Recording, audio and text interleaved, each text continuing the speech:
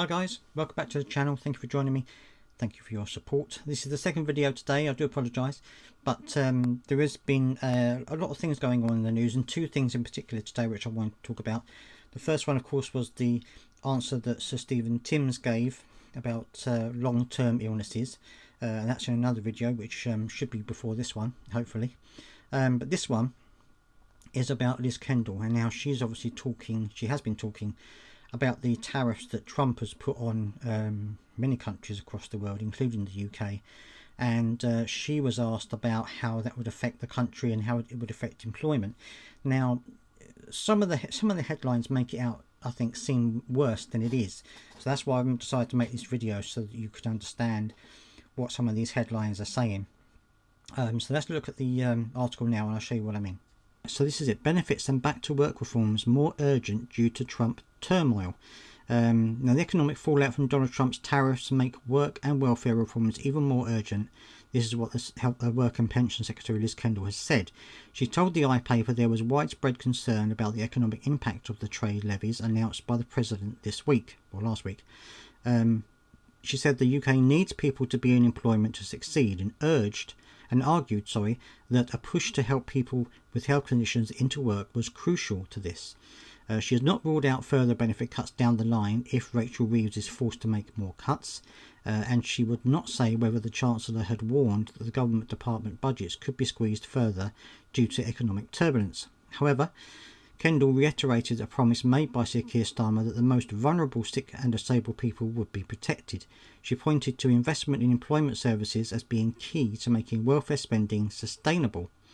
Under Trump's trade policy, he has added a 10% tariff to goods they sell to the US.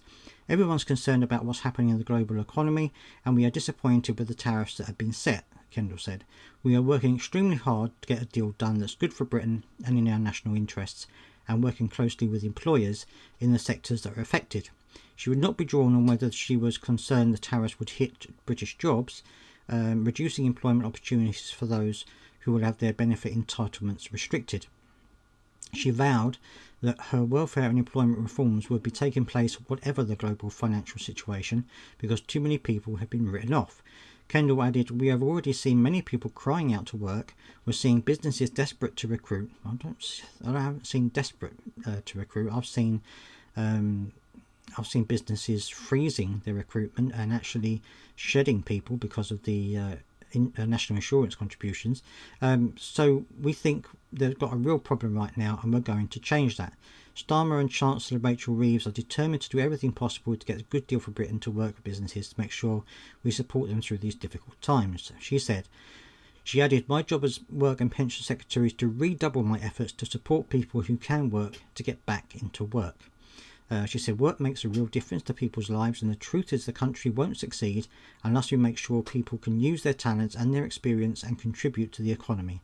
That's what they want. That's what the country needs."